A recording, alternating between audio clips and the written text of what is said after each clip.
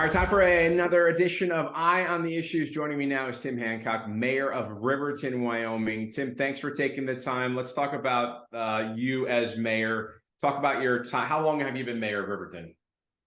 So I was elected actually just in 2022. So I've been in office, all of 4 months right now.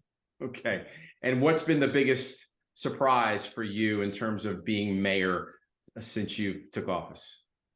Well, this is probably a more of a local thing, but the biggest surprise has been all the snow we've had in Riverton. We've had a lot of snow. It's actually been record-breaking amount of snow, and that's a great way to get into office to have to try to figure out ways to deal with that. Well, on the plus side, the snow eventually melts and it's going to be plenty of water for the rest of the summer, I gather. So I hope that is what happens for you there. Um, let's talk, if we can, about the plea that I understand some local school officials have made reaching out to the city council there in Riverton in respect to some, I guess there's what's called Delta 8 and even kratom. Can you tell me about that? Yeah, so it's been an issue I think that the local school district has run into. They're concerned, I guess the biggest concern that they expressed was just um, vaping devices that they've seen in the school, concerns over what could be actually in the vaping devices, and some discussion of that. Kratom was a part of that discussion, albeit a smaller part, because it's a concern that they've had from other school districts but haven't really seen in Riverton. So for people that don't know what kratom is, or Delta 8 for that matter, can you just give me a brief definition? Well, I'm probably not the best person to talk about that, but I can tell you that Delta 8 is a cannabinoid. So you've got, generally speaking, we've got THC, we've got Delta 8. THC tends to, I think it's Delta 9 is what it is. It's one of the kind of strain of, I guess the best way to put it are different ingredients that can be found in cannabis and plants that are of that same kind of family. So marijuana is part of that family, hemp is part of that family. And within those plants, you're going to have all of these different ingredients, different things that can be found, and they can impact you in similar ways to THC. So Delta 8 is one of those. It's not something that's currently controlled or monitored by the federal government. Much the same as hemp is something that has been um, legalized, so to speak. I mean, they've basically made a delineation between marijuana and hemp, and they've said hemp is basically a cannabis plant that has less than 0.3%. I think it's 0.3% THC in it. And so Delta 8 is just one of those things that's included in those plants, but that it can cause an impact and that sort of thing. Um, so that's Delta 8. In terms of kratom is also something that's not currently being controlled or anything by the federal government. It's not a listed controlled substance, that sort of thing.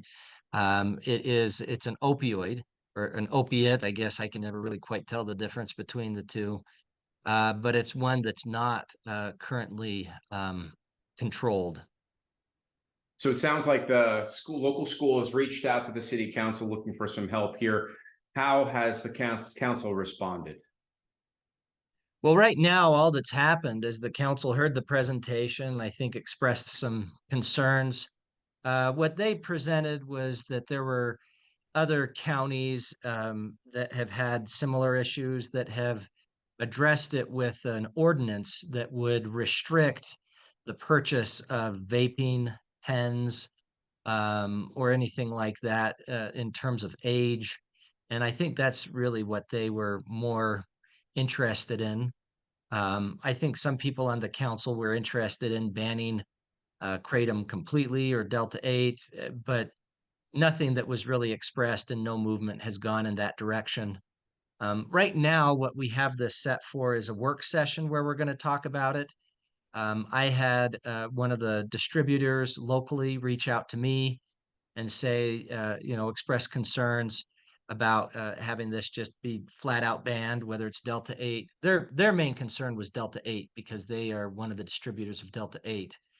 But anyway, so we've got a work session set in May for that, and we'll discuss it some more just so everybody on the council understands what we're talking about. Our city administrator has looked into it a little bit just to see what other communities have done. And so far, I don't think there's been um, the biggest thing that I think that I've seen has been communities that have restricted purchase of Delta 8 products to people that are over 21. And I think that's been kind of what we've seen elsewhere thus far. And what do we know about the impact or the effect on kids, I guess, in this case, that vape with Delta 8 or kratom? Is it kind of is it a getting high kind of thing, or do you know how that plays out in respect to the body and how it responds? That's my understanding. Opioid, the kratom, for example, is what I'm more familiar with. Did a little bit of research on it. It actually, in lower doses, can be more of a. I'm trying to remember how I had read it. Depending on the dosage, it can actually operate to be create more of a be a stimulant, and then depending on the dosage, it could be more of a depressant. And so that's kind of where kratom comes into there. Delta 8, I think it runs pretty similar to THC in the fact that it's going to react with your body much as marijuana would. I mean, you can get high on it, but it's not like methamphetamine or one of those things. It's a different kind of high, not a So, stimulant. be quite frank, and I've been a reporter for a long time, not heard of these till recently, and doing research for this story. Are these things that are flying below the radar when it comes to parents, or are parents well aware of these two items? Um, Probably not something that a lot of parents are aware of, to be honest. I've been aware of Delta 8 and Kratom for a couple of years. But I think if you were to bring them up to someone, unless you sit there and actually describe what you're talking about, you're not going to have people familiar with it. The good thing, I guess, is that it tends to be associated with vape pens. So regardless of what it is, we've got that easy kind of device that's being used to ingest it. And for the most part, I think parents recognize that. Most of these kids that have vape pens, they're probably having them purchased by someone who is over 18 and then using them, bringing them to school, that kind of thing. So, I mean, it is something that's concerning, and you know the concern that was expressed by the superintendent was we don't know what's in these pens. So we're pulling out, you know, a vape pen and we're looking at what's in it, what's being ingested. And even if it does say something on it, there may have been something else that's mixed with it for all we know. And when they're testing it, what was expressed was when they're testing it, it's actually showing positive for THC, which would mean then you've got somebody who's got a derivative of marijuana there rather than Delta 8. And it's a concern for kids. And that's what was expressed.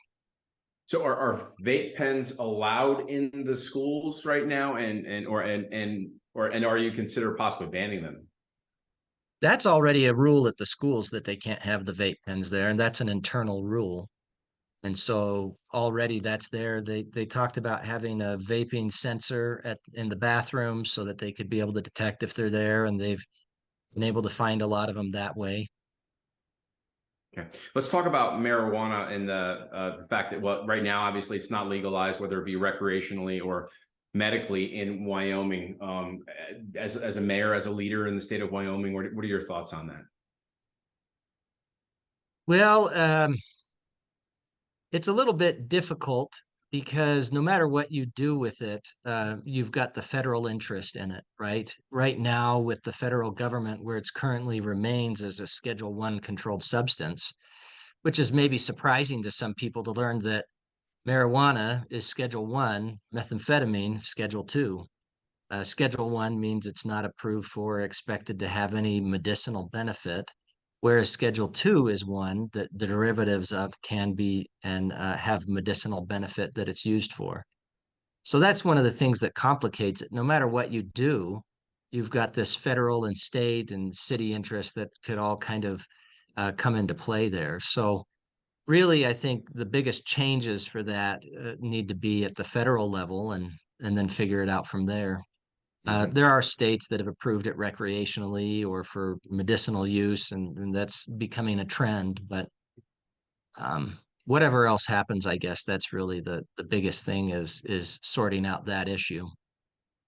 Okay, as mayor, let's kind of take a 10,000-foot picture if we could. What are some of the other challenges you faced since you've been in office 4 months? What are you seeing as challenges that you need to take care of in your city, town? Well, in Riverton, one of the biggest things that we're concerned about is safety.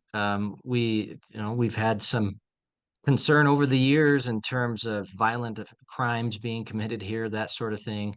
And so we've just recently hired a new police chief. We've got a good focus, I think, on community policing and creating better relationships with our community members. And so that's one of the big things we're focusing in on is trying to find ways to make Riverton safer. So, when this discussion in terms of Delta 8 or Kratom comes up, that's partly what we're thinking. Is there a safety concern there? Is there something that we can be doing that can make Riverton a safer community? I guess the other concern, or what we've been talking a lot about, is economic development. We've got a lot of interest, I think, in people investing in Riverton in a lot of different ways. We've got a new hospital coming in. We've got other businesses that are coming in. And so just being able to find out how to attract those businesses and maintain them.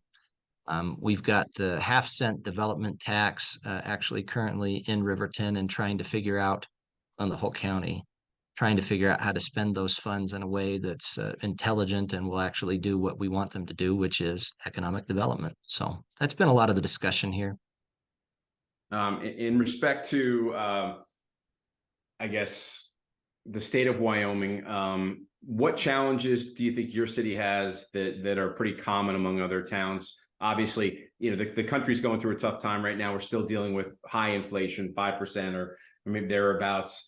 Are you seeing that across the board in the state of Wyoming? And for example, one question I have here right now is what are gas prices? Do you remember what last time you filled up what they are there in Wyoming?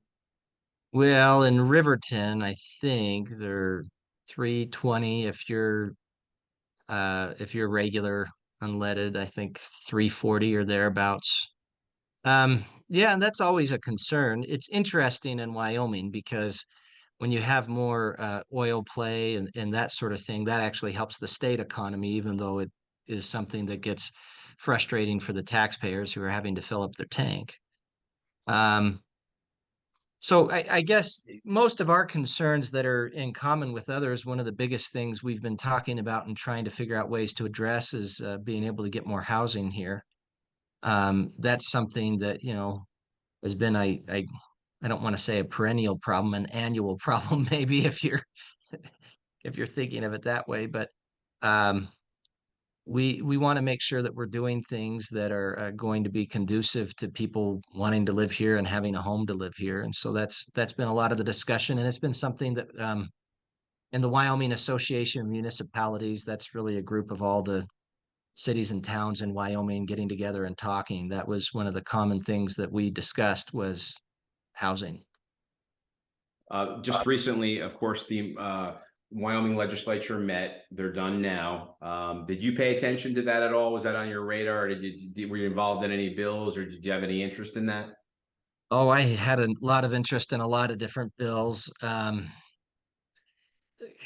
There's a lot of good things that came out of it, I think, but there's always interesting approaches to things. I think one of the biggest concerns expressed was trying to figure out ways to make it so that when we have these times where you're going to have property taxes increase because of the property valuation, try to have that not hurt the taxpayer as much. And there are a lot of different ideas for that. Um, but there were a lot of, I think, different ways to do things. Some of them that I really wish had passed, some that I really wish hadn't.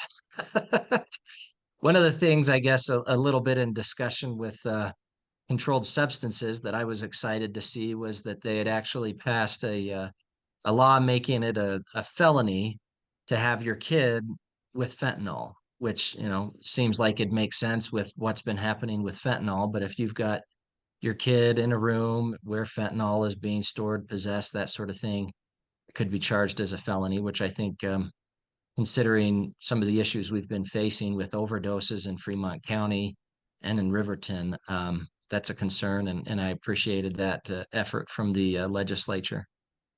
Speaking of fentanyl, have there been local deaths there from fentanyl the last couple of months? Yeah, there have. And any Yeah, idea if the and police have made any arrests, or have they been able to kind of dig down and find the source?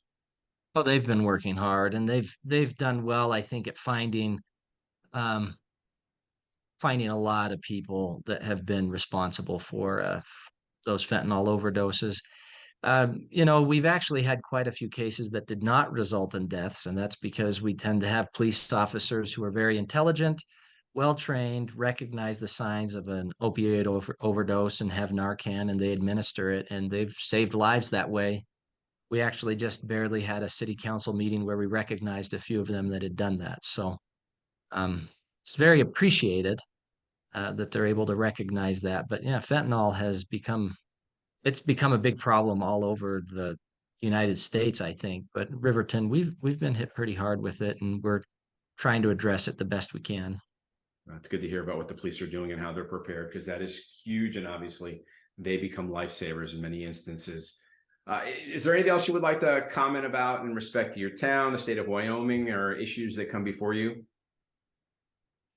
Oh, we just try to make sure we balance things. I think that's the most important thing. We don't rush into any decisions, and I know that sounds sometimes people want to have, I guess, government operate faster, but the reality is you want to make sure you're doing the right thing. I really appreciate serving with the council we have, where they consider things from all angles. We had a bill just recently, or an ordinance, I guess, just recently that we considered, and passed on first reading, passed on second reading. Everybody looked at it again and said, no, we don't want this. So they rejected it on the third reading.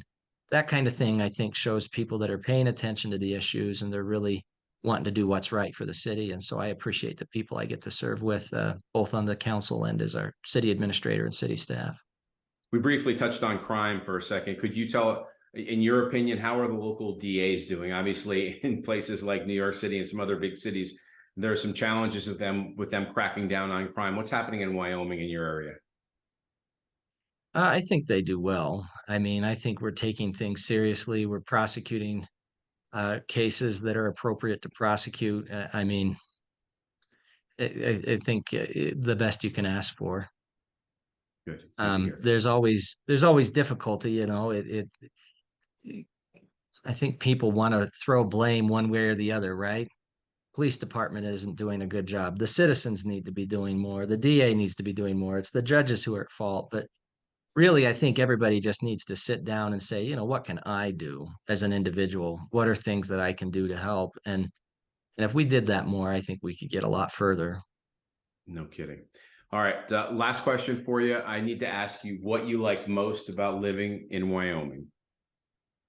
Uh, well, I think I could say what I like most about living in Riverton would probably work best. But Sure. uh, I say this a lot. Anytime I give an interview, I think I say the same thing. So it's maybe beating a dead horse. But we have a lot of people in Riverton that they care about each other.